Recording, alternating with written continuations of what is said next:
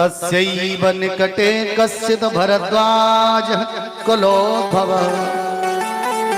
सुधर्मा नाम विप्रस्य न्यवशद ब्रह्मवेत्तमः। एक सुंदर ब्राह्मण जिसका नाम है सुधर्मा, और ये सुधर्मा नाम का ब्राह्मण जो है भरद्वाज के कुल में भरद्वाज गोत्र में पैदा हुआ और विवाह हुआ।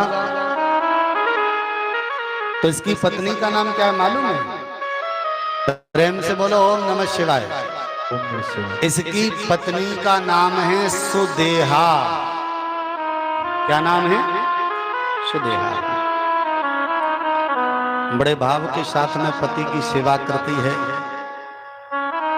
पति प्राणों से ज्यादा इस पत्नी को प्रेम करते हैं।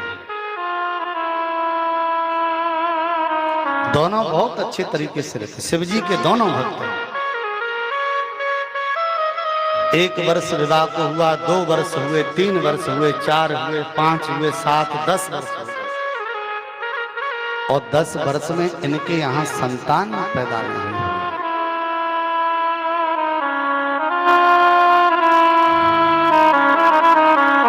अब सुदेहा जब पूजा करने जाती है ना, सुदेहा जब पूजा करने जाती है तो स्त्रियां चिढ़ाती हैं, बोले देखो ये बांझ है, अपमान होता है इसका। प्रेम से बोलो ओम नमः शिवाय। आंखों में आंसू भरकर पति से कहा मुझे बेटा चाहिए, कैसे भी करके मुझे बेटा चाहिए। पति ने कहा देखता हूं। बेचारे पति ने सवेरे स्नान पूजा की और सुंदर 2 फूल रखे शिव जी के चरणों में, और एक फूल पर विचार किया कि इसे मेरी पत्नी उठा लेगी तो समझ लूंगा पुत्र हो जाएगा, और दूसरे फूल को उठा लेगी तो समझ लूंगा पुत्र नहीं होगा। जैसे सगुन लेते हैं ना, एक पे पुत्र होगा एक पे नहीं होगा। और मुस्कुराकर कहा सुदेहा जल्दी आ, ये शिव जी के चरणों में 2 फूल रखे हैं, इनमें से एक फूल उठा ले, मैं बता दूंगा कि तेरे बेटा होगा कि नहीं होगा।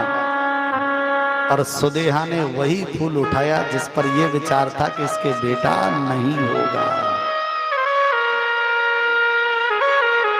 और फूल उठाकर मुस्कुराकर कहा मेरे बेटा होगा ना। पति की आंखों में आंसू आ गए, शिव जी की इच्छा नहीं। सुदेहा रो पड़ी। 2-4 दिन उसने घर में कलह किया, बोले मुझे बेटा चाहिए। पति ने कहा जब तेरी किस्मत में नहीं है तो कहां से होगा। एक दिन सुदेहा ने कहा एक काम करो, तुम दूसरा विवाह कर लो, मुझे बेटा चाहिए। पति ने कहा देख मैं दूसरा विवाह कर लूंगा तो तेरी फजीयत हो जाएगी, घर में सौत आ जाएगी, अभी तो तुझे बेटा चाहिए। फिर हो सकता है कि बेटा तुझसे प्रेम न करे, अपनी असली मां से करे, फिर तुझे 2-2 शत्रु दिखाई देंगे, मैं भी शत्रु नजर आने लगा। उसने मुस्कुराकर कहा एक काम करो ना, मेरी छोटी बहन से विवाह कर लो। प्रेम से बोलो। सुधर्मा ने बहुत मना किया, देवी ये ठीक नहीं,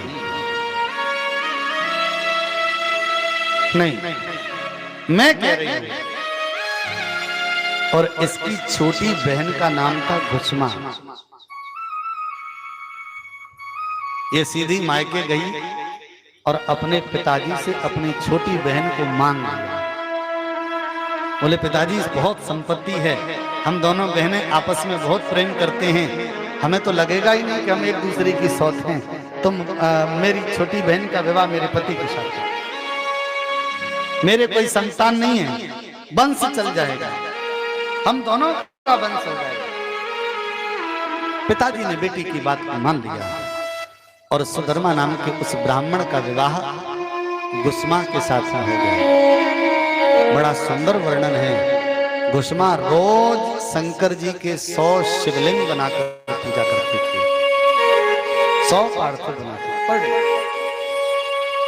प्रतिदिन 100 शिवलिंग तैयार करके रोज पूजा करते थे। एक बात और बताएं आपको, ये बड़ा विशेष महत्व है।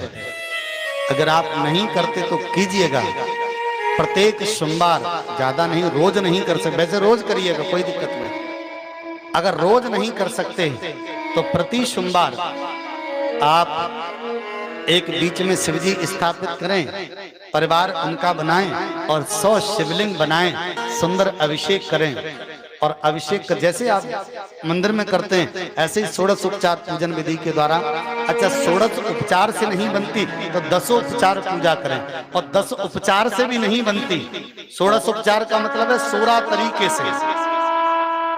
अर्घ है, आचमन है, पाद्य है, स्नान है, फिर 5 स्नान है, पांचों स्नान के साथ में 5 शुद्धि स्नान है, फिर गंधोदक स्नान, धूपोदक स्नान, फिर बहुत सारे ये सब चलते रहेंगे, भस्मी स्नान वगैरह सारे कराने के बाद बड़ी लंबी विधान से पूजा होती है वो षोडश उपचार। और जिसमें अपन को कुछ आता है कुछ नहीं आता, इसे 10 उपचार। और कुछ भी नहीं है तो सीधे गंगाजल चढ़ा के, तिलक लगा के, माला पहना के भोग लगा दो, पंचोपचार पूजा होती है। दूध दही भी साथ में बन जाए तो कोई बात नहीं, ये भी करें। तो पंचो उपचार पूजन करके यह 100 शिवलिंग बनाकर पूजा करती प्रतिदिन।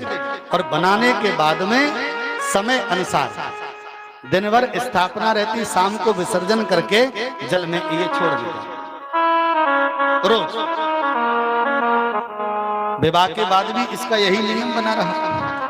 पावन श्रोताओं, कुछ समय के ये तो पूजा ही पाठ में लगी रहती है, और पंडित जी और सुदेहा आपस में खूब चर्चा करते रहते थे। दोनों बहनें अच्छे से रहने लगी। कुछ समय के बाद में भोले बाबा की कृपा हुई और गुस्मा के गर्भ में एक बालक का आगमन हो गया। प्रेम से बोलो हर महादेव। पूजा का फल मिला, पूजा का फल मिला। कुछ समय के बाद में गुस्मा ने एक सुंदर बालक को जन्म दिया, और जैसे ही जन्म दिया पंडित जी भी प्रसन्न हुए। सुदेहा तो नाचने लगी, पर गुस्मा को ऐसी कोई ज्यादा प्रसन्नता नहीं हुई। वो अपने जीवन को शिव शिव चरणों में समर्पण करके चल रही है। भगवान की सुंदर पावनी लीला। बालक थोड़ा सा बड़ा हुआ। अब सबसे विचित्र बात क्या रही कि सुदेहा जब घर में आती तो अपने पति को अपनी बहन के साथ हंस हंस कर चर्चा करते देखती। कभी गुस्मा उस बच्चे को खिलाती, कभी पति देव खिलाते, और बच्चा भी धीरे धीरे अपनी असली माँ की तरफ जाने लगा। और ये दूसरी जो बड़ी माँ है, इसकी तरफ बच्चा कभी कभी जाता नहीं तो इसको बहुत बुरा लगता। और धीरे धीरे जैसे जैसे बच्चा बड़ा होता गया, बच्चे के अंदर परिवर्तन देखने को मिला। वह हर बात अपनी मां से कहता है, सुदेहा से नहीं कहता। पति देव भी गुस्मा से ज्यादा प्रेम करने लगे। अब सुदेहा अकेली पड़ गई। प्रेम से बोलो। एक दिन बैठी बैठी रो पड़ी।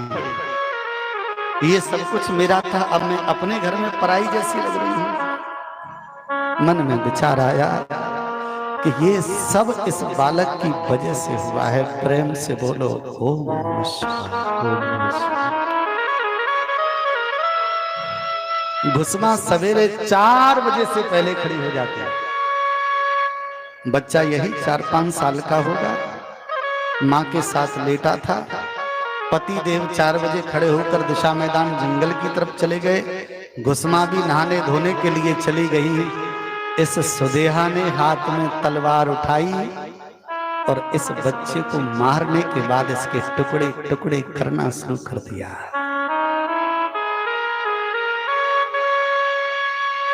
और एक बोरे में बांधा, और वही सवेरे के 4-5 बजे जिस घाट पर ये शिवलिंग विसर्जन करने जाती ना, ले तेरा शिवलिंग मैं विसर्जन कराऊं, और बच्चे के टुकड़े करके उसे जल में प्रवाहित कर दिया, फेंक दिया। लौट कर आई, देखा कि गुस्मा स्नान करने के बाद ओम नमः शिवाय, ओम नमः शिवाय कहकर शिवलिंग बनाती चली जा रही है। उसे पता ही नहीं।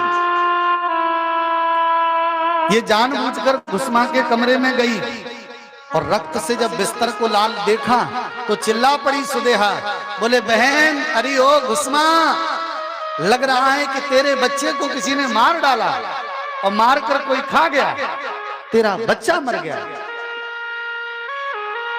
और सबसे बड़ी विचित्र बात जब उसने सुना कि बच्चा मर गया, घुसमा की आंख से आंसू तो गिरे परंतु अपने आसन से खड़ी नहीं हुई।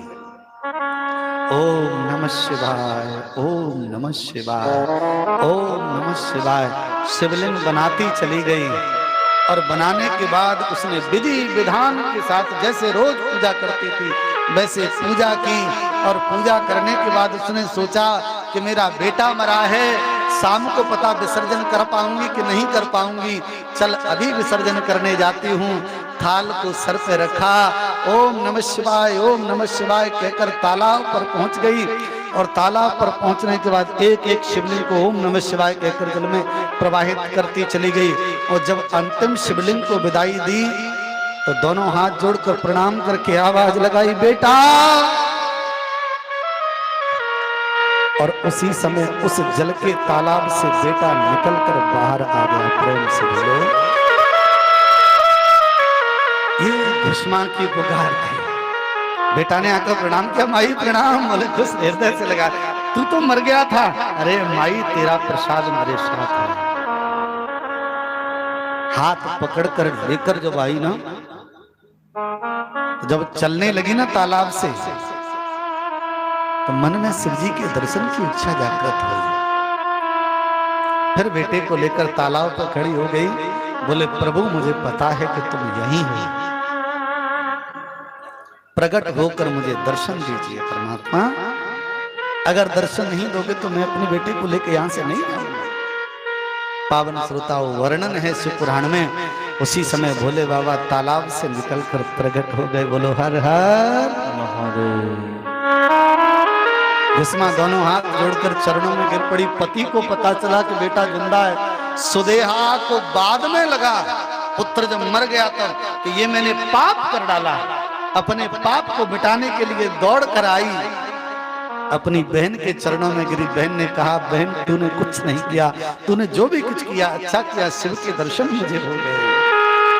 हाथ जोड़कर कहा, प्रभु मेरी बहन को पाप से मुक्त कर दीजिए। प्रेम से बोलो, और प्रभु आप इसी रूप में यहीं पर विराजित हो जाएं, जिससे कोई भी व्यक्ति आए तो उसके पाप मुक्त हो जाएं। परमात्मा घुसमेश्वर बनकर वहीं स्थापित हो गए। प्रेम से बोलो हर हर महादेव। ये 12वां ज्योतिर्लिंग है, घुसमा की वजह से प्रकट हुआ। और आज घुसमेश्वर बनकर स्थापित हुए। तो घुसमा की वजह से प्रकट हुआ। बाकी सभी 11 ज्योतिर्लिंग जो हैं वो पुरुष की वजह से प्रकट हुए हैं, और ये केवल एक स्त्री की वजह से प्रकट हुआ है।